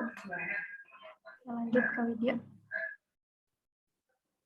Nah, selanjutnya di sini kami akan memberikan beberapa gambaran pola yang kami gunakan. Yang pertama adalah lingkaran, kedua segitiga, dan yang terakhir itu tembereng. Nah, untuk yang pertama itu lingkaran, misalkan seperti pada gambar A1 itu terdapat lingkaran 1 atau L1. Nah, dari lingkaran 1 ini kita akan membuat lingkaran 2 atau L2, di mana dari lingkaran L1 ini kita dapat refleksikan terhadap garis Y sama dengan X, atau dinotasikan dengan P3L1, kemudian akan menghasilkan lingkaran L2 atau L2. Nah, selanjutnya akan ditentukan lingkaran L3, itu bisa melalui lingkaran L1 atau juga L2. Nah, misalkan menggunakan lingkaran L1, itu pertama dilakukan refleksi terhadap garis Y sama dengan X, atau P3, kemudian dirotasikan 90 derajat terhadap searah dengan jarum jam atau R-, sehingga dinotasikan dengan R- bulatan P3L1 sama dengan L3, atau bisa juga dengan merefleksikan L1 terhadap sumbu X atau P1L1 yang juga menghasilkan lingkaran L3. Nah, selanjutnya jika ditinjau dari lingkaran 2 atau L2, itu bisa dengan langsung merotasikan sebesar 90 derajat searah jarum jam dengan notasi R- L2 menghasilkan lingkaran 3L3. Nah, selanjutnya untuk menentukan lingkaran 4, L4, itu bisa dengan meninjau L1, L2 atau L3, namun di sini kami memberi contoh pada lingkaran L1 dan L2. Untuk L1 itu cukup dengan merotasikan 90 derajat searah jarum jam, atau R- L1 dia sama dengan L4. Nah, selanjutnya, jika ditinjau dari lingkaran 2 atau L2, itu dirotasikan sebesar 90 derajat dulu, kemudian direfleksikan terhadap garis Y sama dengan min X. Sehingga diperoleh notasi P4 bulatan R min L2 dia sama dengan L4. Atau bisa juga dari lingkaran L2 cukup direfleksikan terhadap sumbu Y atau P1 L2 dia sama dengan L4. Nah, selanjutnya untuk menentukan L5 bisa juga ditinjau dari lingkaran-lingkaran sebelumnya. Namun di sini ketika ditinjau melalui lingkaran 1, L1, dia cukup dengan merefleksikan terhadap garis Y sama dengan min X. Atau dapat ditulis dengan P4 L1, dia sama dengan L5. Nah, selanjutnya, jika ditinjau dengan lingkaran L2, lingkaran 2, maka yang pertama dilakukan itu dia direfleksikan terhadap sumbu X, kemudian direfleksikan lagi terhadap sumbu Y, atau dapat dinotasikan dengan P2 bulatan P1 L2 menghasilkan P5, atau bisa juga dengan menggunakan rotasi sebesar 180 derajat dengan notasi R2 L2 juga menghasilkan lingkaran L5. Selanjutnya ke Widya. Selanjutnya untuk menentukan lingkaran L6 bisa juga hal yang sama dengan meninjau lingkaran sebelumnya. Ini kami memberi contoh meninjau melalui lingkaran L3 atau lingkaran 3. Dia cukup dengan merefleksikan melalui sumbu Y atau dapat dinotasikan dengan P2. Nah, selanjutnya jika ada dua cara juga. Yang pertama dengan merefleksikan terhadap sumbu Y, kemudian direfleksikan lagi terhadap sumbu Y sama dengan X dengan notasi P3 bulatan P2 L4. Atau bisa juga ditinjau dari lingkaran 4, cukup dengan merotasikan sebesar 90 derajat searah jarum jam, atau dengan notasi R min L4 yang menghasilkan lingkaran 6. Selanjutnya untuk menentukan lingkaran L7 dengan meninjau lingkaran L3 dan L4, diambil dari lingkaran L3, dia bisa dengan merefleksikan terhadap garis Y sama dengan min X, kemudian direfleksikan lagi dengan garis Y sama dengan X. Atau bisa juga dengan memutar lingkaran 3 sebesar 180 derajat untuk menghasilkan lingkaran 7. Nah, jika ditinjau dari lingkaran 4, itu cukup dengan merefleksikan lingkaran 4 terhadap garis Y sama dengan X. Memperoleh 7. Terakhir, untuk menentukan lingkaran 8, ditinjau dari lingkaran 2 dan lingkaran 3. Jika ditinjau dari lingkaran 2, cukup dengan merefleksikan lingkaran 2 terhadap sumbu Y, atau dinotasikan dengan P2L2 menghasilkan L8. Jika ditinjau dari lingkaran 3, cukup direfleksikan lingkaran 3 terhadap sumbu Y sama dengan X untuk memperoleh lingkaran 8. Nah, setelah melakukan refleksi dan rotasi terhadap lingkaran yang ada, maka diperoleh untuk polanya seperti yang ditampilkan pada gambar A6. Penjelasan dari saya cukup sampai di sini. Kembalikan ke moderator. Terima kasih. Baik, selanjutnya untuk segitiga akan dijelaskan oleh Mbah Anggun. Kepada Mbak Anggun dipersilahkan. Terima kasih Widya. Selanjutnya saya akan membahas penerapan pada segitiga. Misalkan dibuat segitiga pada gambar B1 ini, maka untuk menentukan gambar segitiga duanya ini kita dapat mencerminkan pada sumbu X pada gambar segitiga 1, maka akan menghasilkan gambar segitiga 2. Kemudian selanjutnya untuk menentukan gambar segitiga 3, yaitu pada gambar B2, itu kita dapat menggunakan segitiga 1, yaitu kita rotasikan searah jarum jam atau R negatif 90 derajat. Kemudian kita juga dapat menghasilkan segitiga S3 ini melalui segitiga S2 melalui pencerminan terhadap garis Y sama dengan min X, atau kita bisa tulis dengan P4 S2, atau segitiga 2 itu akan menghasilkan segitiga 3. Kemudian untuk menentukan segitiga 4 ini seperti gambar yang B2 ini, kita bisa menentukan dengan beberapa cara, tapi di sini kita menggunakan segitiga 1 dan segitiga 2. Nah, untuk menentukan segitiga 4 melalui segitiga 1 itu pertama kita bisa merefleksikan ke searah jarum jam, yaitu 90. Kita dapat merotasikan ke arah jarum jam, kemudian kita cerminkan terhadap sumbu Y atau P2. Kita dapat tulis P2 bundaran R negatif S1, karena yang didahulukan adalah R dirotasikan, maka yang paling dekat dan ini kita tulis dan R negatif. Kemudian untuk mendapatkan segitiga gambar 4 ini, kita juga dapat mencerminkan terhadap Y sama dengan min X dari segitiga S1. Kemudian selanjutnya untuk menentukan segi 5 pada gambar B2 ini, kita menggunakan dengan segitiga 2 dan segitiga 3. Sebenarnya bisa juga dengan segitiga 1 dan segitiga 4, tapi tergantung teman-teman menggunakan yang mana.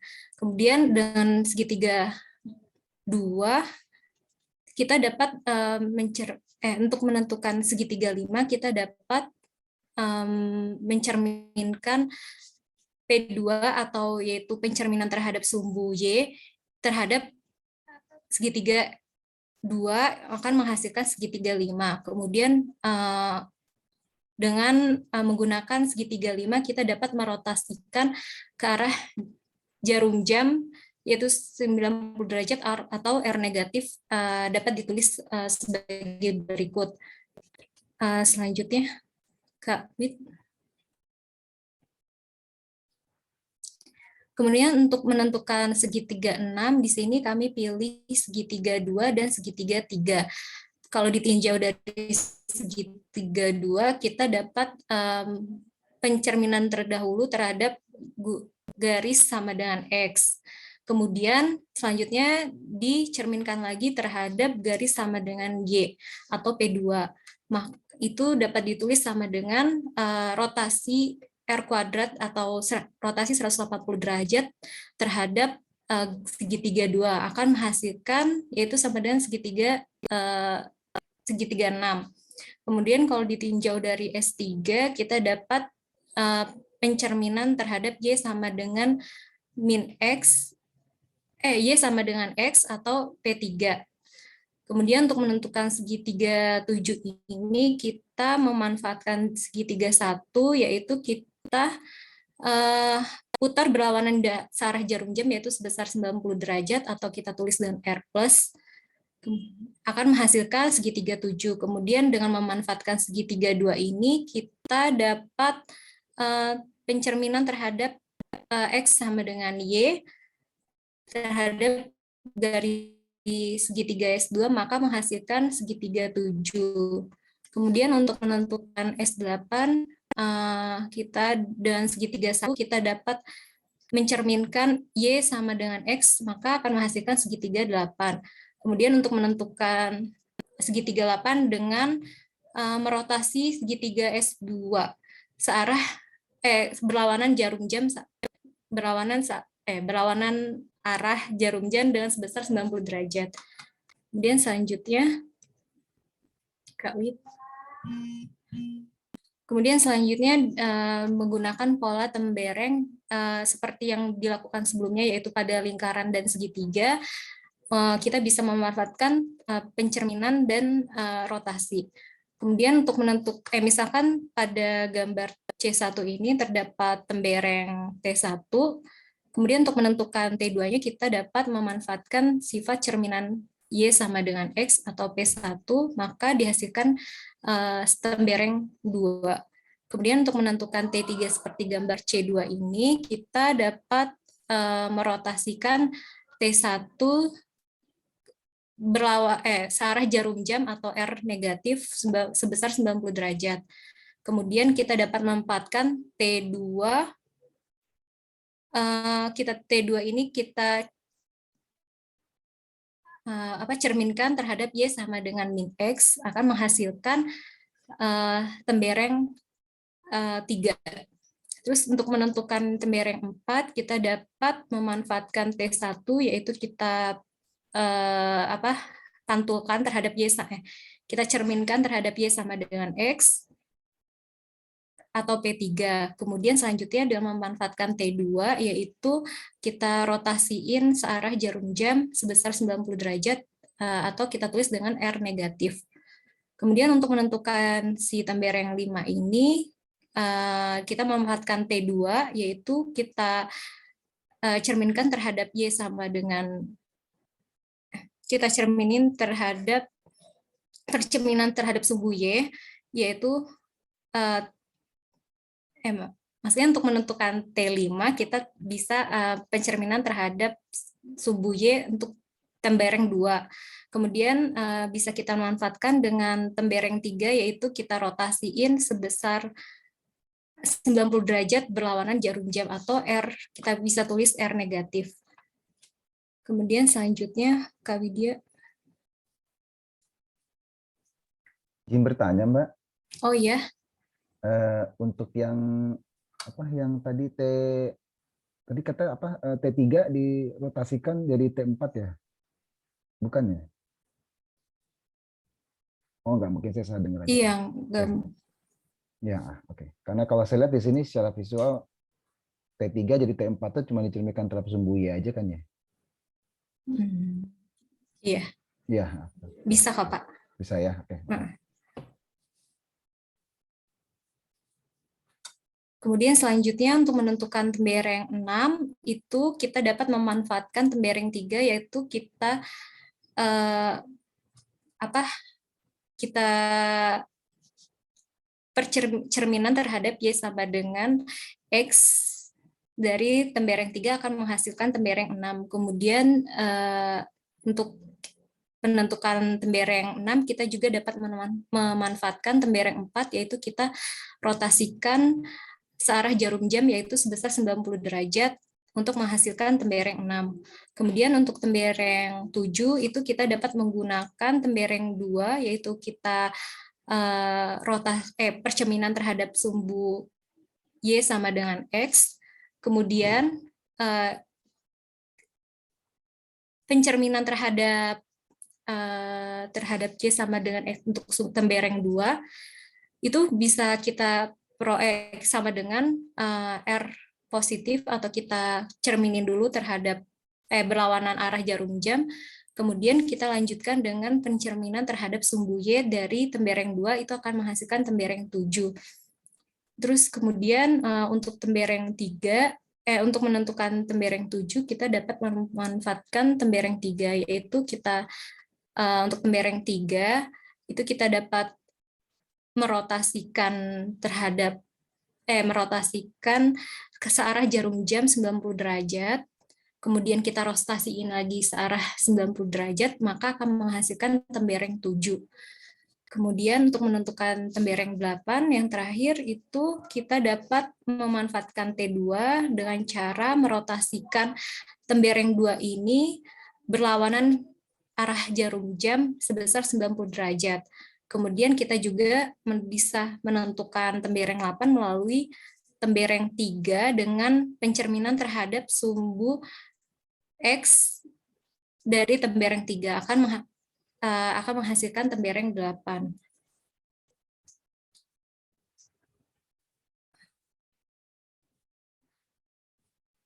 Nah, dengan menggunakan pola dari lingkaran segitiga dan tembereng di atas, maka diperolehlah seperti gambar pola berikut. Kemudian selanjutnya saya akan kembalikan ke moderator. Baik, terima kasih Kak Anggun. Jadi untuk kesimpulannya dari uraian pembahasan Sebelumnya, kita dapat memperoleh pola-pola yang kita inginkan melalui komposisi transformasi pada bangun geometri datar. Proses refleksi dan rotasi perlu diketahui bahwa bangun-bangun geometri datar yang dijadikan bangun dasar untuk ditransformasikan tidak hanya lingkaran, segitiga, ataupun tembereng, bisa jadi ada yang bentuk lainnya.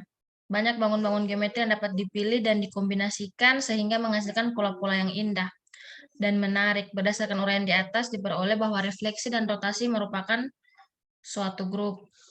Nah, mungkin itu yang bisa dapat kami sampaikan. Lebih dan kurangnya kami mohon maaf, dan selanjutnya dibuka sesi tanya jawab untuk teman-teman yang ingin bertanya, dipersilahkan. Terima kasih. Izin memulai, Mbak? Boleh? Ya, silakan Pak Arya. Iya, Mbak. Ya, Bu. Makasih, Bu.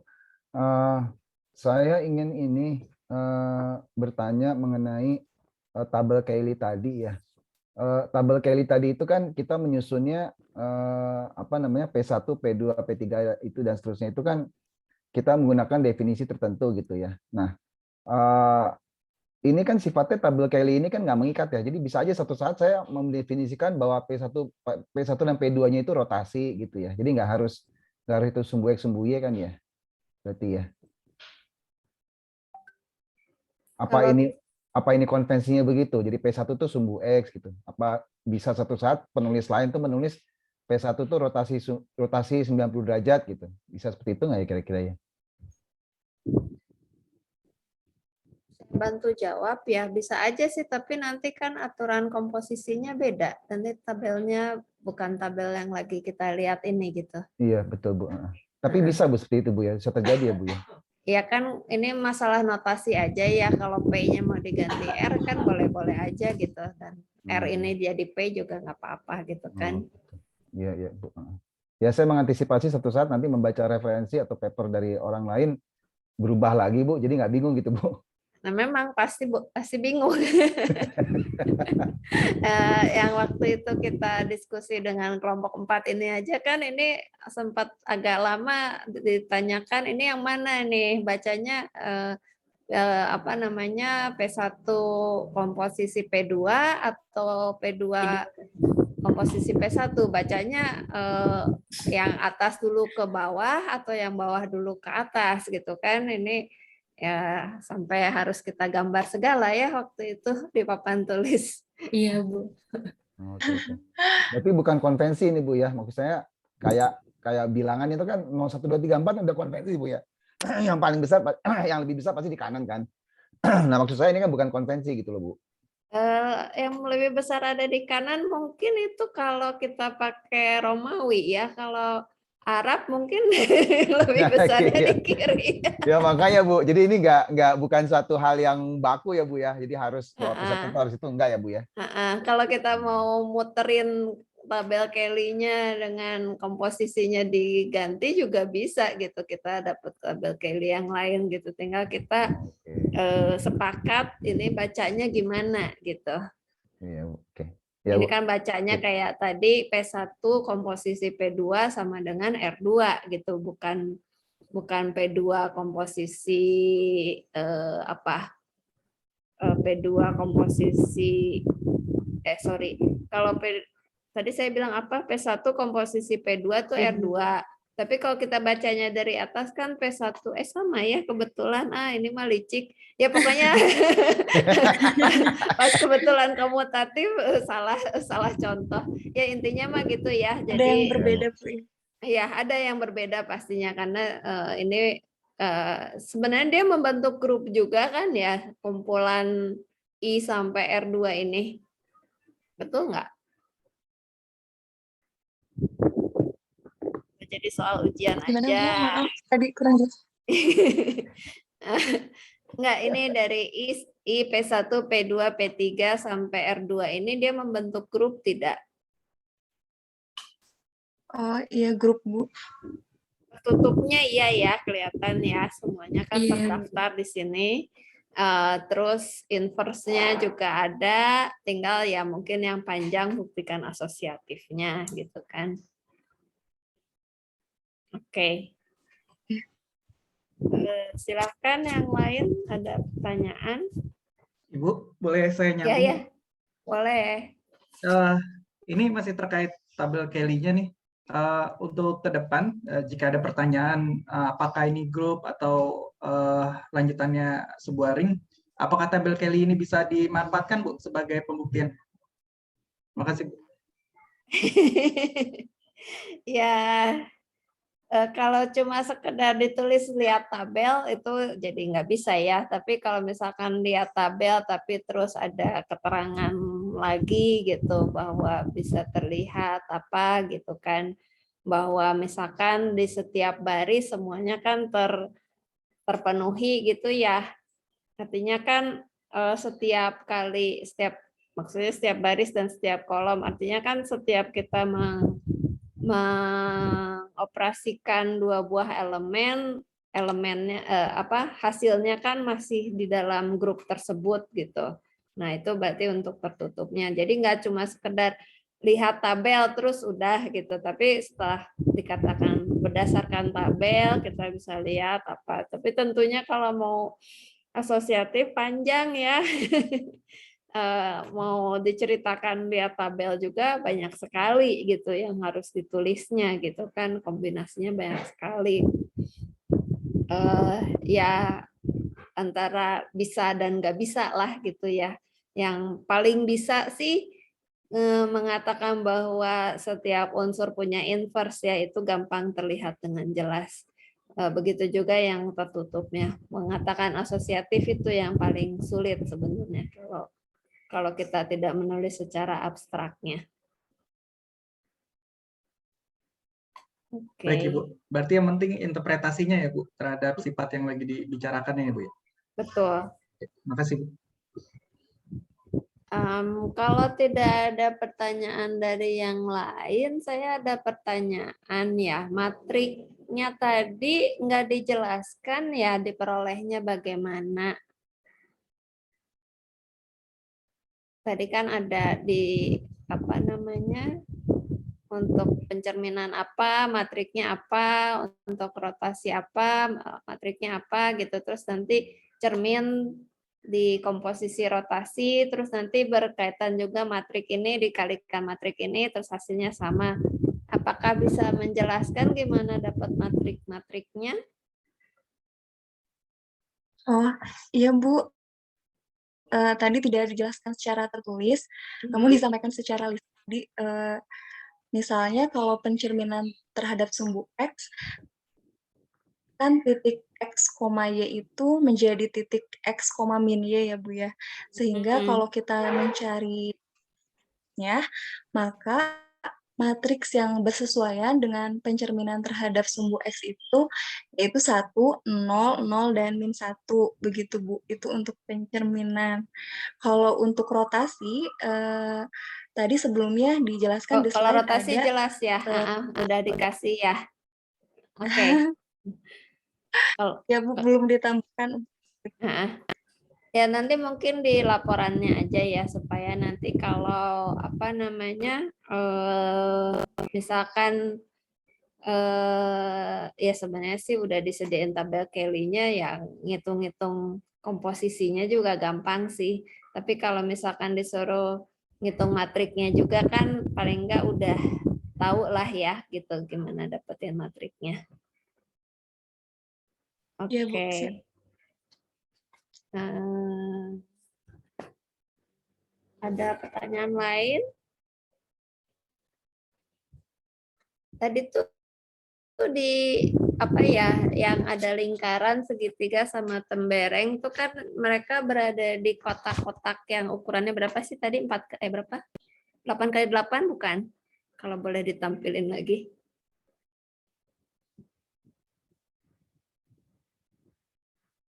4x4 ya. Nah itu yang dipakai kan cuma L1, L2 sampai L8 ya. Maksudnya lingkaran yang di pojok-pojok sini. Boleh nggak saya naruh lingkarannya misalkan di tempat lain gitu? Misalkan saya taruh di sini. Boleh-boleh aja ya? Boleh, Bu.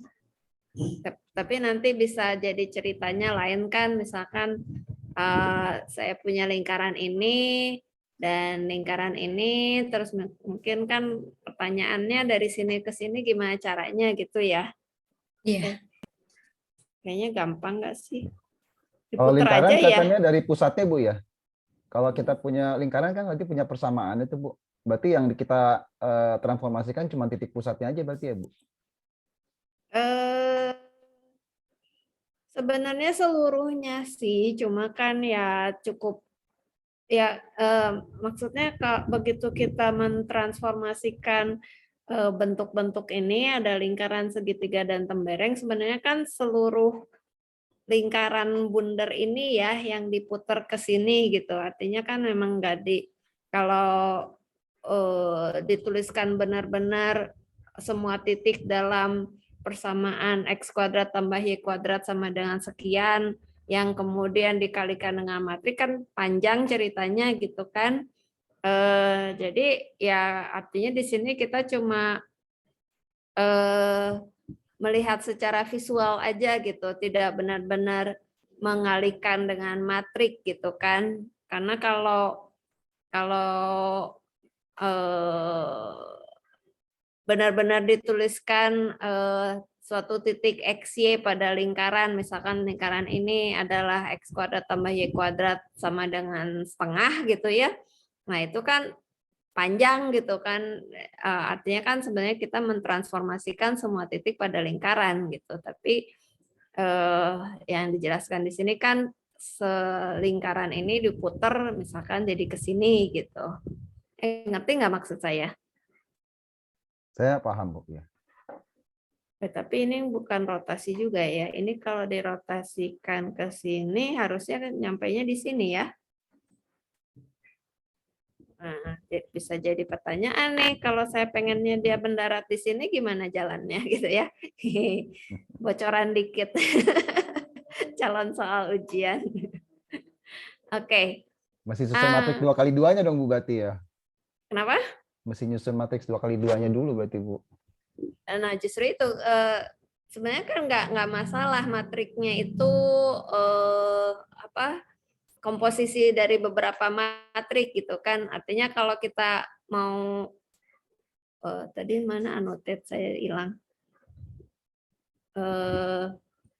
Misalkan kita memang mau jalan dari lingkaran ini ke lingkaran ini. Kita kan bisa sekali rotasi, tapi bisa juga misalkan saya jalan ke sini dulu, terus saya jalan ke sini dulu, terus saya jalan ke sini lagi gitu kan. Yang penting nyampe ke sini gitu. Komposisi 5-6 matrik juga silahkan gitu. Yang penting bisa nggak saya jalan dari sini ke sini misalnya. Ngerti nggak maksud saya? Saya paham. Cuma memang jalan dari sini ke sini ya beda cerita ya. Karena ini kan, maaf, gambarnya kok berubah.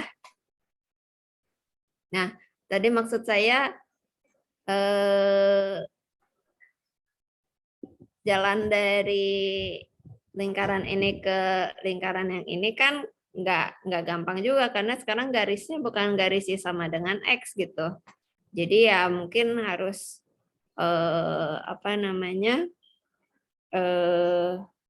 bikin matrik baru atau jalannya misalkan dari sini jangan ke sini tapi kemana lah, misalkan diputar kemana gitu. Intinya gimana cara cari jalan yang kalaupun komposisi beberapa matrik juga ya silahkan aja gitu. Kalau dihitung manual pakai titik tengah sama persamaan garis cerminnya gimana Bu? Boleh nggak Bu nanti seperti itu Bu? Ya boleh aja, pokoknya cara mah boleh bebas kan. Jadi confirm nih Bu ya, jadi soal ya Bu. Jadi saya bilangnya calon ya. Oke. Ada pertanyaan lain? Kok saya nggak bisa hapus ya? Ya udah. Oke. Kalau tidak ada pertanyaan lagi, kita beri applause untuk kelompok 4.